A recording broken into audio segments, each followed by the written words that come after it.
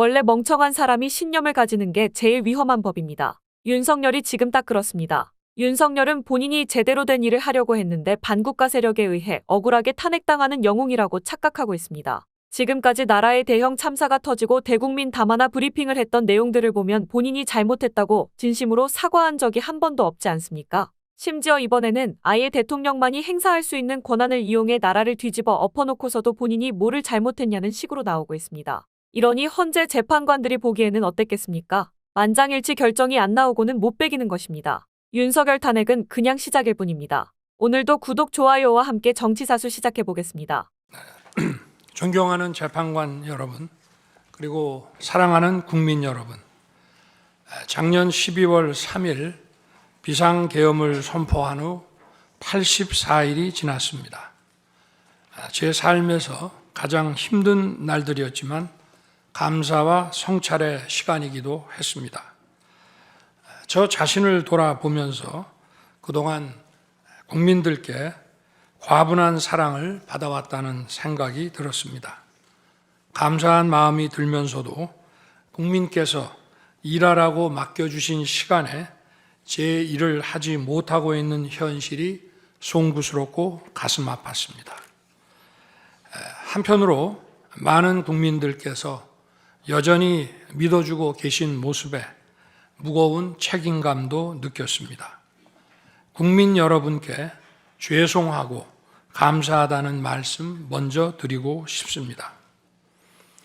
제가 비상계엄을 선포하고 몇 시간 후 해제했을 때 많은 분들께서 이해를 못하셨습니다. 지금도 어리둥절해 하시는 분들이 있을 겁니다. 계엄이라는 단어에서 연상되는 과거의 부정적 기억도 있을 것입니다. 거대 야당과 내란 공작 세력들은 이런 트라우마를 악용하여 국민을 선동하고 있습니다. 그러나 12.3 비상계엄은 과거의 계엄과는 완전히 다른 것입니다. 무력으로 국민을 억압하는 계엄이 아니라 계엄의 형식을 빌린 대국민 호소입니다. 12.3 비상계엄 선포는 이 나라가 지금 망국적 위기 상황에 처해 있음을 선언하는 것이고, 주권자인 국민들께서 상황을 직시하고 이를 극복하는 데 함께 나서달라는 절박한 호소입니다. 무엇보다 저 자신, 윤석열 개인을 위한 선택은 결코 아니었다는 사실을 분명히 말씀드립니다. 저는 이미 권력의 정점인 대통령 자리에 있습니다. 대통령에게 가장 편하고 쉬운 길은 힘든 일을 굳이 벌이지 않고 사회 여러 세력과 잘 타협하고 모든 사람들에게 듣기 좋은 말을 하면서 임기 5년을 안온하게 보내는 것입니다. 일하겠다는 욕심을 버리면 치열하게 싸울 일도 없고 어려운 선택을 할 일도 없어집니다. 저 개인의 삶만 생각한다면 정치적 반대 세력의 거센 공격을 받을 수 있는 이런 비상계엄을 선택할 이유가 전혀 없습니다. 저는 비상계엄을 결심했을 때 제게 많은 어려움이 닥칠 것을 당연히 예감했습니다. 거대 야당은 제가 독재를 하고 집권 연장을 위해 비상계엄을 했다고 주장합니다. 내란죄를 씌우려는 공작 프레임입니다. 정말 그런 생각이었다면 고작 280명의 실무장도 하지 않은 병력만 투입하도록 했겠습니까? 주말이 아닌 평일에 계엄 선포를 하고 계엄을 선포한 후에 병력을 이동시키도록 했겠습니까? 심판정 증거조사에서 드러난 사실에 의하면 그나마 계엄 해제 요구 결의 이전에 국회에 들어간 병력은 106명에 불과하고 본관에 들어간 병력은 15명입니다. 15명이 유리창을 깨고 들어간 이유도 자신들의 근무 위치가 본관인데 입구를 시민들이 막고 있어서 충돌을 피하기 위해 불 꺼진 창문을 찾아 들어간 것입니다. 또한 국회의 해제 요구 결의가 이루어진 이후에 즉시 모든 병력을 철수했습니다. 투입된 군의 병력이 워낙 소수이다 보니 국회 외곽 경비와 질서 유지는 경찰에 요청했습니다. 경찰은 인근 전장년 집회 대응 경력 300명을 국회 외곽에 보냈습니다. 부상당한 군인들은 있었지만 일반 시민들은 단 한 명의 피해도 없었습니다. 처음부터 저는 국방장관에게 이번 비상계엄의 목적이 대국민 호소용임을 분명히 밝혔습니다. 또한 국회의 계엄 해제 요구가 신속히 뒤따를 것이므로 계엄 상태가 오래가지 않을 것이라고 했습니다. 하지만 그런 내용을 사전에 군 지휘관들에게 그대로 알릴 수는 없었습니다. 그래서 최소한의 병력을 실무장하지 않은 상태로 투입함으로써 군의 임무를 경비와 질서 유지로 확실하게 제한한 것입니다. 많은 병력이 무장 상태로 투입되면 아무리 조심하고 자제하라고 해도 군중과 충돌하기 쉽습니다. 그런 일이 발생하지 않도록 원천 차단한 것이고 실제 결과도 예상대로였습니다. 제가 소수의 병력, 비무장, 경험 있는 장병 이 세 가지를 장관에게 명확히 지시한 이유입니다. 그런데도 거대 야당은 이것을 내란이라고 주장하고 있습니다. 병력 투입 시간이 불과 2시간도 안 되는데 2시간짜리 내란이라는 것이 있습니까? 방송으로 전 세계, 전 국민에게 시작한다고 알리고 국회가 그만두라 한다고 바로 병력을 철수하고 그만두는 그런 내란을 보셨습니까? 대통령이 국회를 장악하고 내란을 일으키려 했다는 주장은 어떻게든 대통령을 끌어내리기 위한 선동 공작입니다. 대한민국은 이미 군사 독재와 비상계엄에 대한 아픈 상처를 품고 있습니다. 우리 국민들은 1980년 5월 광주를 핏빛으로 물들였던 전두환 신군부의 비상계엄을 생생히 기억하며 살아가고 있습니다. 왜 찔렀지? 왜 쏘았지? 트럭에 싣고 어딜 갔지? 망월동에 부릅뜬 눈으로 대한민국의 민주주의를 지켜보고 있습니다. 이 광주 학살의 상흔과 그 정신들이 45년 후 내란의 밤 국회를 지켜주었습니다. 노벨문학상 수상자 한강 작가의 말처럼 과거가 현재를 도왔고 죽은 자가 산자를 구했습니다. 민주헌법 지킴이 헌재 재판관님, 피청구인은 비상계엄 긴급 담화문에서 국회는 범죄자 집단의 소굴이 되었고 자유민주주의 체제 전복을 기도하고 있고 국회가 자유민주주의 체제를 붕괴시키는 괴물이 된 것 같다. 대한민국이 당장 무너져도 이상하지 않을 정도 풍전등화의 운명에 처해 있다. 우리 국민의 자유와 행복을 약탈하고 있는 파렴치한 종북 반국가 세력들을 일거에 척결하고 자유 헌정 질서를 지키기 위해 비상계엄을 선포한다고 했습니다.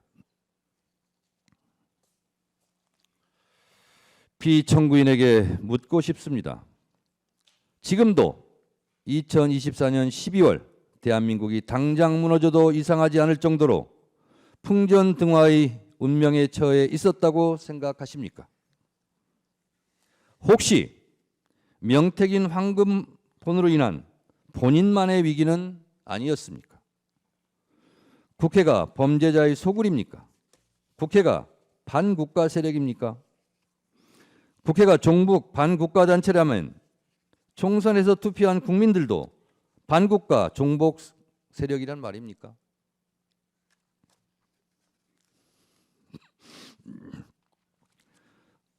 국가 예산 편성권은 행정부에 있고 예산 심의 의결권은 국회의 권한입니다. 용처를 소명하지 못해 국민 혈세의 낭비로 지목되었던 검찰 특수활동비를 삭감했다고 계엄을 한다면 과학기술 분야 R&D 예산을 대폭 삭감한 피청구인은 누가 응징해야 합니까? 1%도 되지 않는 국가 예산을 깎았다고 비상계엄을 한다면 매년 비상계엄을 해야 하는데 헌재에서 탄핵이 기각되면 또 비상계엄을 할 작정입니까? 위헌 위법한 고위직 공무원들을 탄핵할 권한은 국회에 있습니다. 국회의 엄연한 합법적 탄핵 권한을 말씀하시는데 피청구인도 국회의 권한에 따라 탄핵되었고 법률적 절차에 따라 지금 이곳에서 탄핵 심판을 받고 있습니다. 피청구인 역시 헌법과 법률에 따라 20여 차례나 거부권을 행사했지 않습니까? 김건희 특검법, 최혜병 특검법 등 본인과 아내에 대한 이해 충돌이 있는 법안도 다 거부권을 행사하지 않았습니까? 국회도 대통령도 헌법과 법률에 따라 각자 권한을 행사한 것입니다. 국가기관은 헌법과 법률이 테두리 안에서 권한을 합법적으로 행사해야 합니다. 내 마음에 들지 않는다고 헌법과 법률을 깡그리 무시하고 반헌법적 내란을 획책합니까? 내 마음에 들지 않는다고 국민과 헌법에게 주먹질을 하고 린치하면 되겠습니까? 피청구인은 여야 합의가 되지 않아 거부권을 행사한다고 했습니다.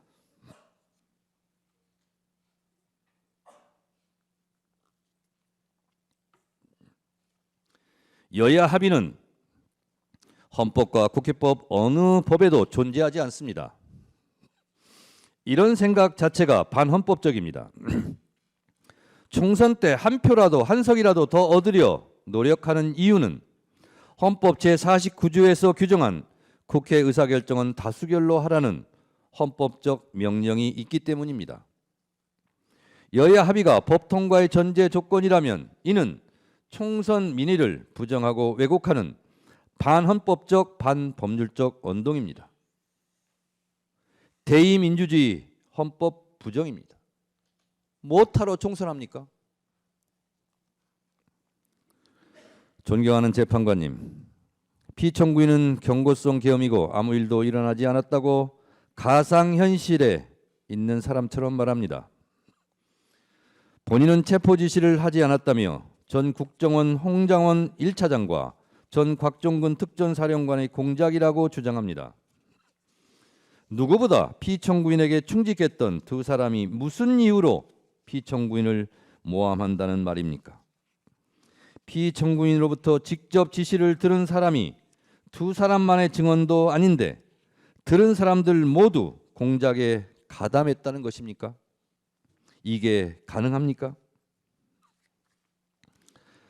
국회 내란국조특위에서 노영훈 방첩사 수사실장은 군사경찰의 미결수용소라는 정상적인 구금시설이 있음에도 비원 벙커를 확인하는 것 자체가 정상적이지 않았다고 증언했고, 김대우 전 방첩사 수사단장은 이재명, 우원식, 한동훈 3명에 집중하라는 지시를 받았느냐는 질의에 네! 라고 분명하게 답했습니다. 또한 이곳 재판부에서 유일하게 직권으로 채택한 증인인 조성현 수방사 제1경비단장은 역시 내부에 들어가서 의원들을 끌어내라는 지시를 들었다고 똑똑히 증언했습니다. 피청구인 측의 의원을 요원으로 둔갑시키려는 꼼수는 실패했습니다. 설령 야당이 종북 반국가 단체라서 그 주요 인사들을 체포해 구금하려 한 것이라면 집권 여당 한동훈 대표는 왜 체포하려 한 것입니까? 결국 피청구인은 반국가 세력이라는 허울을 씌워 내 마음에 들지 않는 인사들의 씨를 말려버리려 했던 것은 아닙니까? 이들을 모두 수거하고 영구 집권을 꿈꿨던 것 아닙니까?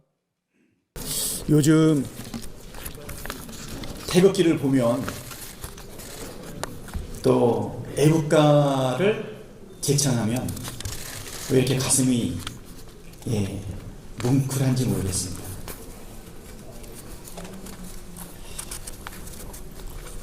헌재 탄핵심판 마지막 날에 애국가의 가사도 나오고 정말 나라가 위기에 있을 때 더욱더 우리 대한민국 그리고 우리 국민들 어렵기 때문에 더욱더 생각하는 것 아닌가 이렇게 생각하는데 다 같은 마음일 거라고 생각합니다.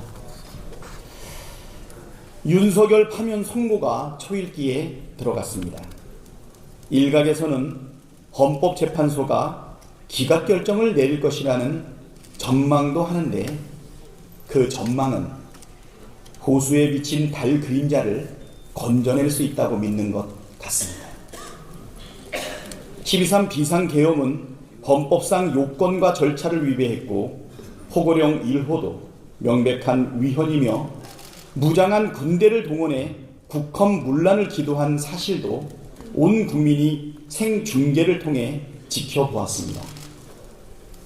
윤석열은 여전히 반성하지 않고 있고 개변과 거짓말을 늘어놓음으로써 헌법과 법률을 지킬 의지가 없음을 드러냈습니다. 헌법과 상식의 기초에 내릴 수 있는 유일한 판단은 만장일치 파면입니다. 윤석열 파면은 필연이지만 파면이 끝은 아닙니다. 아직 12.3 비상계엄의 진짜 동기가 무엇이었는지 내란에 어디까지 관여했는지가 명확하게 밝혀지지 않았습니다. 큰 불뿐만 아니라 잔불까지 철저히 꺼야 화재 재발을 막을 수 있습니다. 명태균 특검은 12.3 비상계엄의 동기를 밝혀낼 결정적 열쇠입니다. 명태균 게이트는 윤석열과 김건희 부부의 아킬레스 건이었습니다. 대선 당시 여론조작 부정선거 의혹, 이후 공천 개입과 국정농단 의혹들이 줄줄이 불거져 나왔고 이러한 의혹들이 정권에 얼마나 큰 타격이 되는지는 박근혜 국정농단 특검 수사팀장이었던 윤석열이 잘 알았을 것입니다. 작년 12월 2일 명태균이 핵심 증거인 황금폰을 공개하겠다고 밝히자 다음날 윤석열은 부랴부랴 비상계엄을 선포했습니다. 즉 윤석열은 부부의 범죄 사실이 드러나는 것을 막기 위해 군대까지 동원해 내란을 일으키고 자신에게 위협이 되는 정적들을 제거하려고 한 것입니다. 명태균과 윤석열 통화 녹음에 등장하는 윤상현 의원이 왜 그렇게 내란을 비호하고 극우 세력에게 조아렸는지 한방에 설명이 됩니다. 김건희가 내란에 관여했을 가능성도 매우 큽니다. 김건희는 다른 내란 주요 종사자들처럼 비아폰을 지급받았습니다. 계엄 전날 국정원장에게 문자를 보낸 사실도 드러났습니다. 국정원을 동원해 뭔가를 처리하려 했던 것 아니냐는 의심이 듭니다. 명백하게 수사를 통해 실체적 진실을 밝혀내야 합니다. 모든 야당이 명태균 특검에 동의하는데 유독 국민의힘만 반대하고 있습니다. 심지어 거부권을 행사하라고 최상목 대행을 압박하고 있습니다. 법 앞에 만인이 평등하다, 죄를 지은 자는 처벌받아야 한다고 말은 하면서 자신들의 범죄 의혹에 대해서는 수사도 해선 안 된다는 모순적 주장을 하고 있습니다. 한마디로 국민의힘이 범죄 집단이라는 자백입니까? 명태균 특검은 윤석열이 무너뜨린 공정과 상식을 바로 세우고 윤석열이 파괴한 헌정 질서와 민주주의를 바로 세우기 위한 법안입니다. 법치와 헌정 질서를 부정하는 극우 정당이 아니라면 반대할 이유가 없습니다. 헌정 질서와 민주주의, 법치를 지키는 것은 대통령 권한 대행의 의무입니다. 최상목 대행은 명태균 특검이 국회를 통과하면 즉시 수용하고 공포하길 바랍니다. 오늘 헌법재판소가 마은혁 재판관을 임명하지 않은 것에 대해 국회의 선출 권한을 침해한 것이라고 판결했습니다. 최상목 대행은 헌법과 상식에 따라 당연히 해야 할 의무를 저버린 책임을 져야 되지 않겠습니까? 헌재 판결은 그 상식과 원칙을 다시 확인해 준 것뿐입니다. 최상목 대행은 국회 권한을 침해하고 헌법에 반하는 행위를 한 것에 대해 즉각 국민께 사죄하고 오늘 즉시 마은혁 재판관을 임명하십시오. 민주당은 12.3 내란의 진실을 규명하고 나라를 바로 세우기 위해 끝까지 최선을 다하겠습니다. 오늘 내용은 여기까지입니다. 유익하셨다면 구독과 좋아요 한 번씩 부탁드립니다. 대한민국이 바로 서는 그날까지 정치사수가 함께하겠습니다. 감사합니다.